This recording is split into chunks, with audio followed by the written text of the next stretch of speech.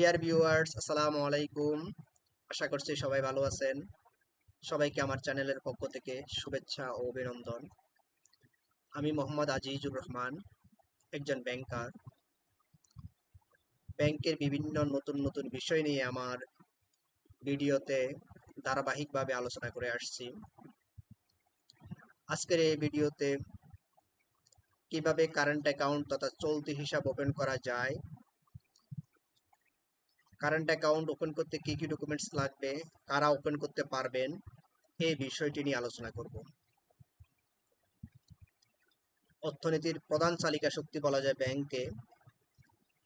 আমাদের দেশের গ্রাম থেকে শহর সব জায়গায় বিভিন্ন ব্যবসায়িক প্রতিষ্ঠান রয়েছে। ব্যবসায়িক প্রতিষ্ঠানগুলো তাদের ব্যবসা বাণিজ্য সহজ এবং সাবলীলভাবে পরিচালনা করার জন্য ব্যাংকগুলোতে প্রতিষ্ঠানের নামে অ্যাকাউন্ট ওপেন করতে হয়। এই অ্যাকাউন্টটি হলো কারেন্ট তথা চলতি অ্যাকাউন্ট। তাহলে এই অ্যাকাউন্টটি ওপেন করতে আমাদের কি কি ডকুমেন্টস লাগবে, কারা ওপেন করতে পারবে? কারেন্ট অ্যাকাউন্ট তথা চলতি হিসাব ওপেন করার জন্য একটি অপরিহার্য শর্ত হচ্ছে প্রতিষ্ঠান বা দোকানের নামে অবশ্যই একটি ভ্যালিড যথাযথ কর্তৃপক্ষ থেকে নেওয়া ট্রেড লাইসেন্স লাগবে।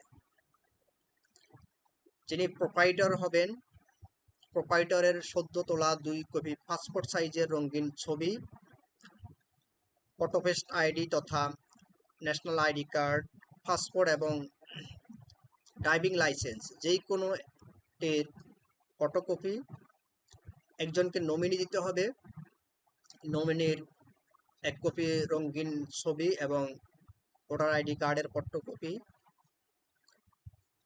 এখন স্বাভাবিকতই প্রশ্ন জাগতে পারে, নমিনি কাকে দেয়া যাবে? প্রোপাইটর যিনি হবেন তার রক্তের সম্পর্কের আত্মীয় স্বজন, যেমন ভাই বোন, বাবা মা, ছেলে মেয়ে, স্ত্রী, এদেরকে সাধারণত নমিনি হিসাবে ব্যাংকগুলো গ্রহণ করে থাকে। এখন ব্যবসায় বিভিন্ন ভ্যারিয়েশন রয়েছে। ব্যবসায়ের ভ্যারিয়েশন অনুযায়ী ডকুমেন্টসেরও ভ্যারিয়েশন হয়। স্বাভাবিকভাবে মুদি দোকান, হার্ডওয়্যারের দোকান, কাপড়ের দোকান, গার্মেন্টসের দোকান, বিভিন্ন প্রকার কসমেটিক্স দোকান, কনফেকশনারি, এই ধরনের ব্যবসা প্রতিষ্ঠানগুলোর ক্ষেত্রে সাধারণত ট্রেড লাইসেন্স হলেই যথেষ্ট এবং পাশাপাশি প্রোপাইটরের ছবি, ভোটার আইডি কার্ডের ফটোকপি অথবা পাসপোর্টের ফটোকপি, একজনকে নমিনি দিতে হয়। আজকে এই পর্যন্ত।